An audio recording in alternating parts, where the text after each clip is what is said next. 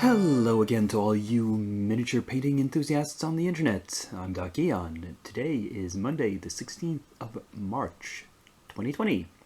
And we're going to start with these amazingly detailed and difficult to paint Dark Sword minis. Now, what I had to go on were the studio paint jobs on their website, and they were done by, some of the best painters in the business. People like Ricky Reimer, Jen Haley, and so forth.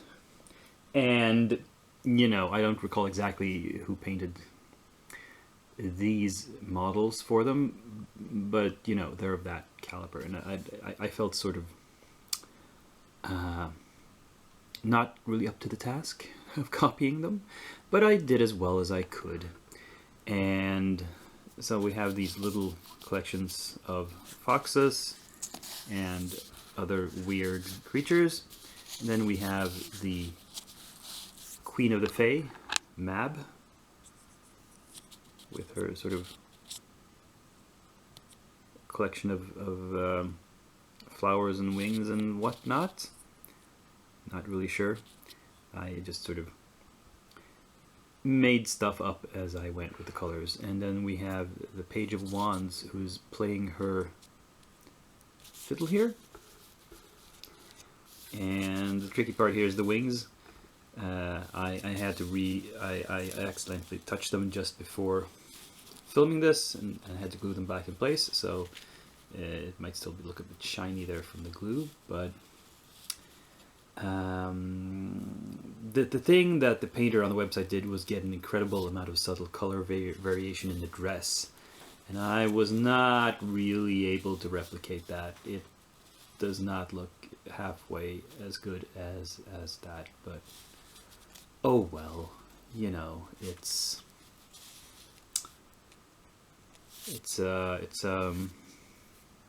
I went as far as I could, given the time I felt I could put into it, and I learned a few things, I think, and next time I'll do better. Now, all the remainder of the finished minis this week are from Reaper, and let's start with the bones. We have the Cave Bear, who went with the Stone Giants. This bear was extremely simple to finish. The Stone Giants are not done, and you'll see them in the next clip, and I'll talk about them then. Otherwise, we have these older metal minis, which are elementals. We have two water elementals here, a big wave crashing onto shore, and a smaller wave with arms, which is sort of odd. I've experimented here with the Vallejo's water effects on the bases. The dark blue stuff is a kind of acrylic gel they provide that you can sort of paint on. It's, perhaps not as translucent. It didn't provide the effect that I wanted, which was to have like there's a film of water covering the ground. It's very opaque. I think it's probably more intended, or at least useful, for making a larger pool of water. Like if you have a bigger base with a sort of depression in it, and you want to fill that with water, or something that looks like water. That could be what it's for. Not sure. Would have to experiment more to figure it out, how you best use it. But I mean, it doesn't look horrible. It just doesn't look the way I thought it would look. And then we have a couple of air elementals, which, hey, no big deal. Easy to paint, and they came out alright, I think. So, let's look at all the stuff I haven't done. And I'm afraid I have to report that the Stone Giants still are not done. I'm kind of struggling with these, I have to admit, and I don't want to blame the sculpts, but I'm going to blame the sculpts. because they're way too smooth and flat and uninteresting. Like, I've tried to shade these kilts and it just looks patchy and dirty and mottled and water stained. Ugh. They all have these wide flat surfaces that are simply impossible to. I mean, this one, it's broken up by these studs, so that's good. You can make that look better. And he has fur on the back, and that looks better. But these just draperies that are hanging down, there's nothing I can do with these. You know, I'm starting to think I might have to just bite the bullet and be boring, and not have so much contrast as I usually want to. Oh well. First world problems. So let's have a look at the newly prepped stuff.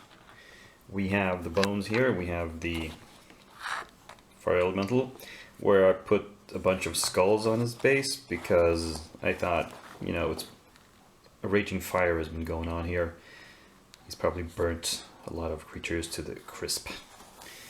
And the Shadow Demon, nothing special to say. I've done some priming and you can see that I've added undercoats to all the bases. And as far as the bats, I've undercoated all of it, and I don't know if you can tell, but the undercoat for the actual bat is the same dark red brown as on the base. It just looks different because of the material.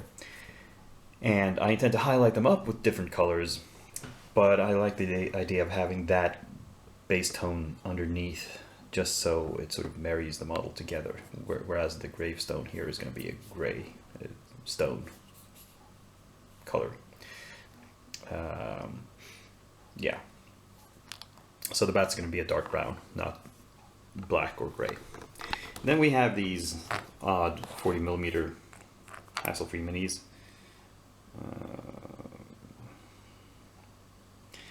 And this one is a bit tricky to put together. One of her ponytails is actually a separate piece that I glued on. Hopefully you can't tell. I've managed to disguise it.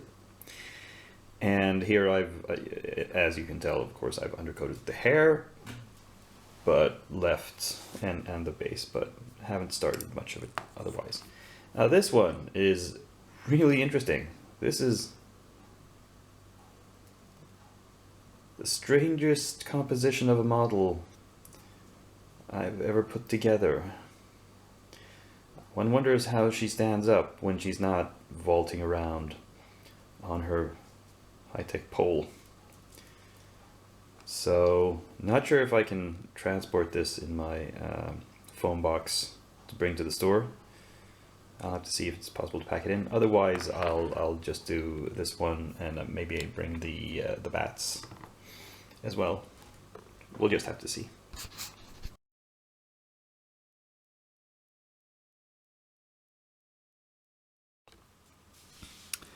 So I'm looking to start up a few more projects this week than last week. And the reason is actually Corona, the coronavirus scare. Because it has led to the cancellation, well, not cancellation, postponement of all the dance classes I'm taking for the coming 2 weeks to begin with. And that leaves me with more free time in the evenings. So what do I do with that free time? Well, I paint minis, of course. So let's start with what I intend to bring to the game store next week. I thought I brought out some more Heresy miniatures. We have a few more. These are all sort of wizardy, sorceressy ladies. And this one actually comes with a built-in scenic base. It's because there's a sort of magic effect here that's supposed to be coming up off the ground, and she's summoning it somehow. Well, we'll see how that works out. And then, to paint at home, I'm planning to do a lot of Reaper bones. So I picked out all the dark elves from my latest order, and they are a grand total of 6 figures,